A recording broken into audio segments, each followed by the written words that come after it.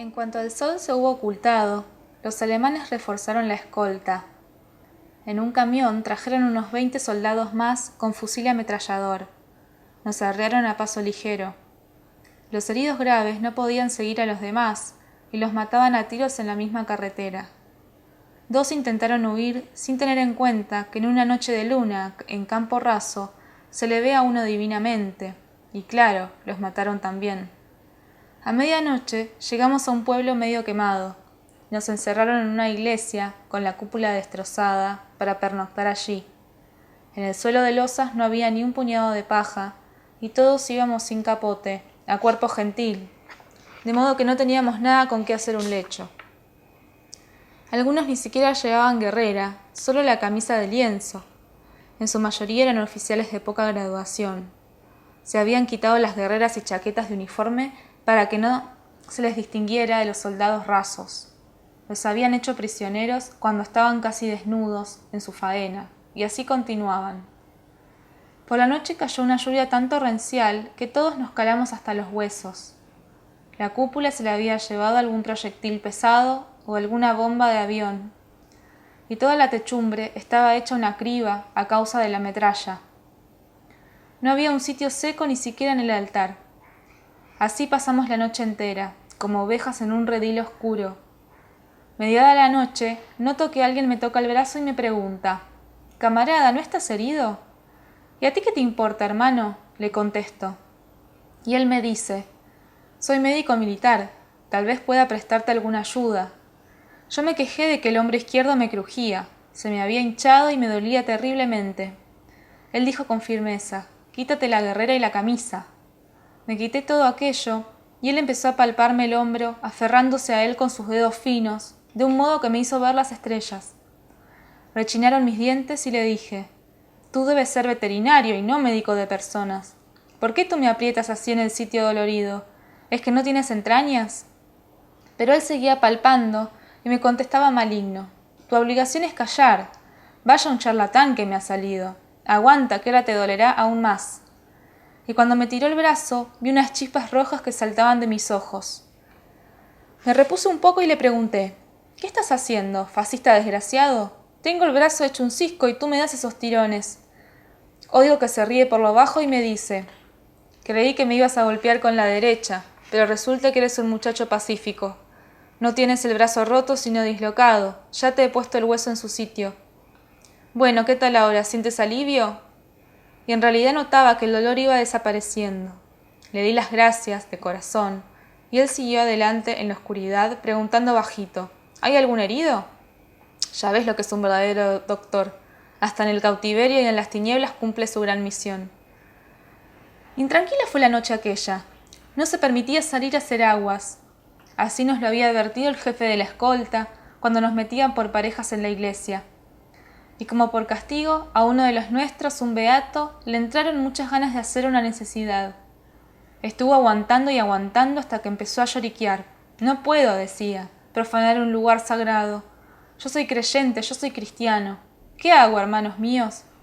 Y los nuestros ya sabes tú cómo son. Unos se reían, otros soltaban ternos, los de más allá le daban toda clase de graciosos consejos.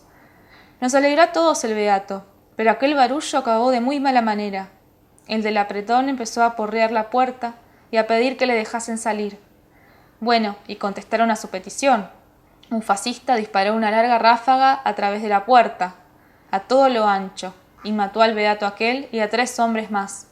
Otro fue gravemente herido y murió al amanecer. Pusimos a los muertos en un sitio aparte. Nos sentamos todos y quedamos en silencio, pensativos. El principio no era muy alegre. Poco después empezamos a hablar a media voz, a cuchichear. ¿De dónde era cada uno? ¿De qué sitio? ¿Cómo lo habían hecho prisionero? En la oscuridad, los camaradas de una misma sección o los conocidos de una misma compañía se perdían y empezaban a llamarse unos a otros en voz baja. Junto a mí oí esta queda conversación. Uno decía: «Si mañana, antes de llevarnos más lejos, nos forman y preguntan por los comisarios, los comunistas y los hebreos, tú, jefe de la sección, no te escondas, no conseguirás nada con ello. ¿Te figuras que, porque te has quitado la guerrera, vas a pasar por un soldado raso? No, eso no cuela. Yo no estoy dispuesto a responder por ti. Seré el primero en señalarte. Yo sé que eres comunista y que me hiciste propaganda para que ingresas en el partido, pues responde ahora de tus actos. Esto lo decía uno que estaba sentado cerca junto a mí, y al otro lado de él una voz joven le contestó: siempre sospechaba que tú, Krishnev, eras una mala persona, sobre todo cuando te negaste a ingresar en el partido, alegando tu poca instrucción. Pero nunca creí que pudiese llegar a ser un traidor, pues tú has terminado la escuela secundaria, ¿verdad? El interpelado respondió con desgana a su jefe de sección: bueno, la terminé, ¿y eso qué tiene que ver? Estuvieron callados largo rato. Luego el jefe de la sección, lo reconocí por la voz, dijo bajito: no me delates, camarada Krishnev. Y este repuso soltando una maligna risita: los camaradas se han quedado al otro lado del frente. Yo no soy camarada tuyo. No me vengas con ruegos, porque de todos modos te señalaré. Cada uno cuida de su pellejo. Callaron los dos, y yo sentí un escalofrío ante aquella ruindad. No pensé, no te permitiré, hijo de perra, que delates a tu jefe. No saldrás vivo de esta iglesia. Te sacarán de los pies como una res muerta. Empezaba a clarear un poco y vi que junto a mí estaba tumbado boca arriba un mocetón de cara grande, con las manos cruzadas bajo la nuca, y cerca de él, sentado, abarcándose las rodillas, con los brazos, había un muchachito de mangas de camisa, delgaducho, chatillo y muy pálido. Desde luego, pensé, ese muchachito no podrá con un caballo castrado tan gordo. Tendré yo que despacharlo. Toqué al jovencillo en el brazo y le pregunté en un susurro: ¿tú eres jefe de sección? Él se limitó a sentir la cabeza. ¿Ese te quiere delatar?, le pregunté, señalando al mocetón que estaba tumbado. Volví a inclinar la cabeza, confirmando. Bueno, le dije, sujétalo por las patas para que no cosee. Venga, vivo. Y caí sobre el mocetón y le atenacé el gañote con los dedos. No tuvo tiempo ni de lanzar un grito. Lo sujeté debajo de mí un rato y me incorporé. Ya estaba liquidado el traidor, y con la lengua fuera colgando a un lado. Después de aquello, sentía una desazón muy grande y un deseo terrible de lavarme las manos, como si en vez de a un hombre hubiese estrangulado a un reptil repugnante. Era la primera vez que mataba en mi vida, y además a uno de los nuestros. Aunque, ¿qué iba a ser de los nuestros? Era peor que un extraño, un traidor. Me levanté y le dije al jefe de la sección: vámonos de aquí, camarada, la iglesia es grande. Como había dicho el Krishnev aquel, por la mañana nos formaron a todos junto a la iglesia. Nos cercaron con un cordón de soldados con fusil ametrallador y 3 oficiales de las SS empezaron a seleccionar la gente más peligrosa para ellos. Preguntaron quiénes eran comunistas, jefes de unidad o comisarios, pero no apareció ninguno. Como no apareció tampoco ni un solo canalla que delatase, porque entre nosotros eran comunistas casi la mitad, y había jefes de unidad, y ni qué decir tiene, también comisarios. Solo sacaron 4, de entre 200 hombres y pico. 1 hebreo y 3 rusos, soldados rasos. Los rusos cayeron en desgracia porque los 3 eran morenos y tenían el pelo rizoso. Se acercaban a uno de estos y le preguntaban: ¿judío? Él decía que era ruso, pero no querían ni escucharlo. ¡Sal! Y se acabó. Aquellos pobrecitos los fusilaron y a nosotros nos llevaron más adelante. El jefe de mi sección, que había estrangulado conmigo al traidor, se mantuvo a mi lado hasta el mismo Poznan. El primer día me estrechaba la mano de cuando en cuando sobre la marcha. En Poznan nos separaron por las razones que voy a contarte. Es el caso, hermano, que desde el primer día venía yo pensando en marcharme con los nuestros, pero quería escaparme con seguridad de éxito. Hasta el mismo Poznan, donde nos metieron en un campo de concentración verdadero, no se me había presentado ni una sola vez una ocasión favorable. Y en el campo de Poznan pareció presentarse. A fines de mayo nos mandaron a un bosquecito cercano al campo a cavar una fosa para unos prisioneros, compañeros nuestros, que habían muerto. En aquel tiempo, muchos de nuestros hermanos morían de desintería. Estaba yo cavando la arcilla de Poznan y mirando de cuando en cuando alrededor, y de pronto observé que 2 de los guardianes se habían sentado a tomar un bocadito. y el tercero dormitaba al sol. Tiré la pala y sin hacer ruido me escondí detrás de un matorral. Luego eché a correr, todo derecho, en dirección hacia el sol. Por lo visto, mis guardianes tardaron en darse cuenta. Pero, ¿de dónde sacaría yo, estando tan extenuado como estaba, fuerzas para recorrer casi 40 kilómetros en un día?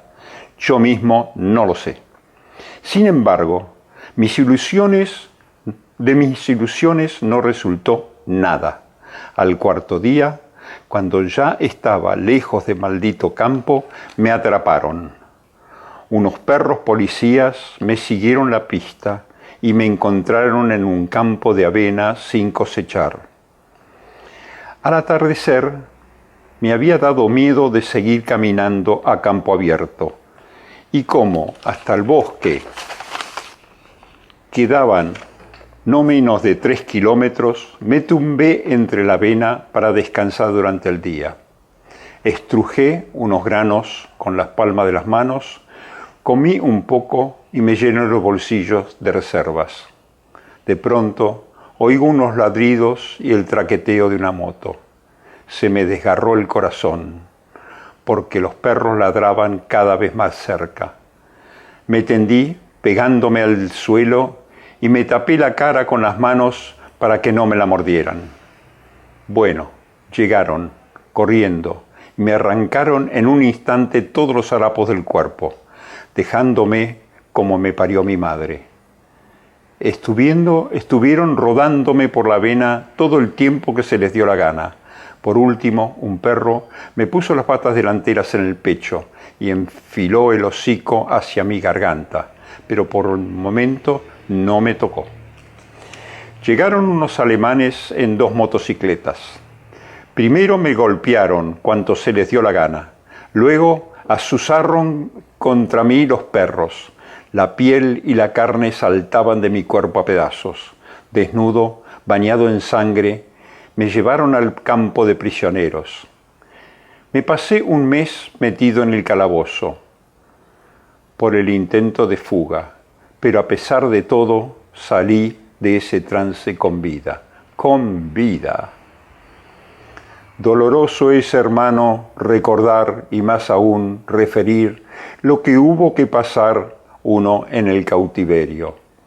Cuando recuerdo los tormentos inhumanos que tuvimos que soportar ahí en Alemania y todos los amigos y camaradas que perecieron martirizados en aquellos campos de concentración, el corazón se me sube a la garganta y cuesta trabajo respirar. ¿Dónde no me llevarían en los 2 años de cautiverio?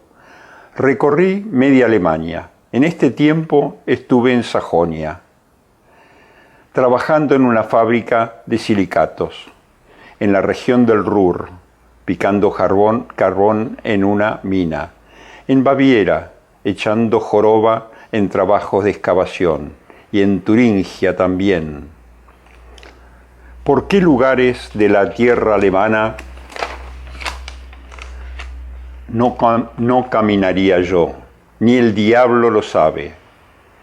La naturaleza, hermano, es allí distinta en todas partes, pero en todas partes nos ametrallaban, nos pegaban igual. Y pegaban los miserables parásitos malditos de Dios como nunca se ha pegado en nuestra tierra ni a las bestias.